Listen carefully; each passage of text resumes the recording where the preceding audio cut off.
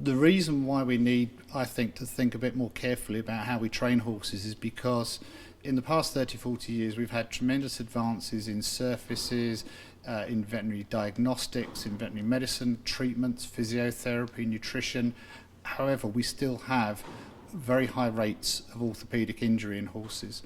And these injuries are primarily the result of chronic overuse. It's the horse's skeleton, tendons, ligaments are being used too frequently and they're suffering from wear and tear. So probably a lot of owners think when a horse has a damaged tendon that that's something that was just unlucky. It was, it's out the blue. Unfortunately, most of the injuries are not like that. There will have been a period where the tendon's been getting damaged slowly, more and more each day over time, and eventually you do get failure. So one of the things is we don't train horses the same way that we train people. We tend to use a program where we just gradually increase the work over time, whereas with people we'll have a period where the work is increasing, but then we might have weeks when we reduce the intensity. So we also use tapering a lot in human sport, which we don't tend to use in equestrian sport. So a lot of horses are suffering low-grade, long-term damage that eventually results in a failure. And that's what we need to understand how to try and change. In terms of training, we have either two sort of situations. Often in professional yards, horses might be trained, particularly, for example, in racing, trained 6 days and then have a day off on the Sunday. This is something that we do to fit in with our lifestyle and working patterns and staffing, not anything to do with the horse.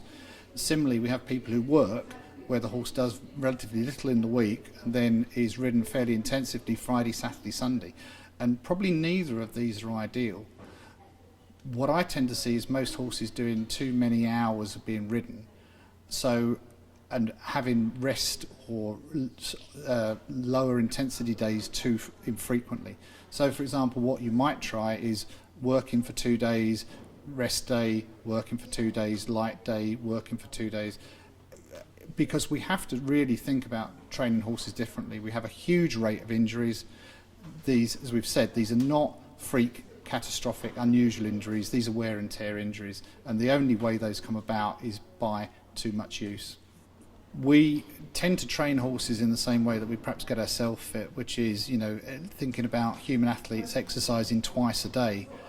The horse is very different. If we look at when a human baby's born, there's a long period before that it turns into a child that can run and exercise, and a long time to mature.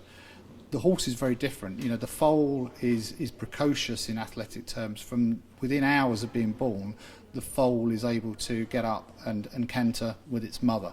So there is a very big difference here. And the horse's system, we tend to overestimate how much we have to train it. So this is why we have the wear and tear injuries. If you look at older horses, sport horses, they have evidence of a lot of wear and tear.